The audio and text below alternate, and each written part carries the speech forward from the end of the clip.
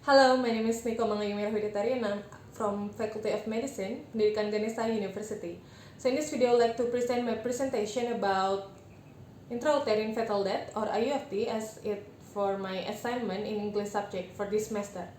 So in this presentation, I will divide it into 7 main sections, which is the first is definition of IUFD, the second is epidemiology of IUFD, the third is etiology and factors and risk factor, the fourth is pathophysiology of IUFD, the fifth is the way to diagnose IUFD, the sixth is the treatment of IUFD, and the last are complication and prevention of IUFD. So we started with definition of IUFD. According to WHO and American Colleges of Obstetrician and Gynecology say that intrauterine fetal death is a death of fetus in uterus with a fetus weighing 500 grams that often occurs in the 20 week or more of the pregnancy. The epidemiology of intrauterine fetal death throughout the world is still high in the group of developing countries like Pakistan, Iran, etc. and show the lowest rate in the group of developed country like Finland and Singapore. The next slide is etiology and risk factor of IUFD. The etiology of IUFD is 50% still unknown, but there are many known risk factors that can cause IUFD, and those factors are classified into 3 main groups, where the first group is maternal factors, the second group is fetal factors, and the last group is placental factors. In the maternal factor, there are several conditions that can cause IUFD, such like mother's age, gestation age, parity, antenatal care, and the disease occur in the mother. In the fetal factors, you can see that congenital abnormalities and intranatal infection can cause IUFD. And in the placental factor, it caused by abnormalities of the structure of the placental itself.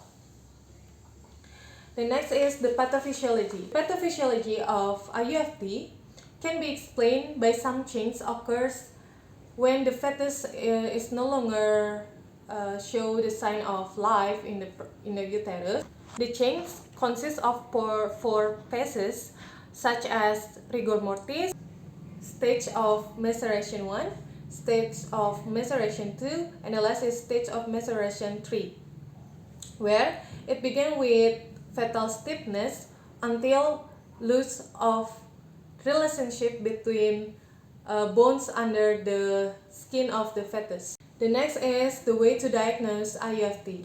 The way to diagnose IUFD can be done by the right of history taking or anamnesis, physical examination, and advanced examination.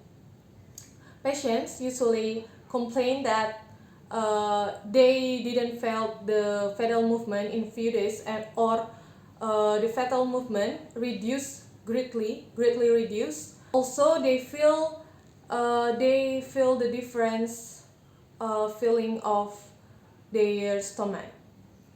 The definitive diagnosis will come from advanced examination using USG or abdominal X-ray, where specific signs like Spaulding signs will indicate the death of fetus. The next slide is the treatment. The treatment of IUFD begin with explanation of the problem to the patient and their family, and decided the method of pregnancy termination, whether it's vaginal delivery or cesarean method. And the next slide is about the complication of IUFD. The complication of IUFD, based on the research that have been done, show that the most complication happen in this case is DIC or disseminated intravascular coagulation. The last slide is about prevention of the IUFD. Prevention of the IUFD can be done by the good of antenatal care, and also more educate of the pregnancy woman so they can take care of their pregnancy.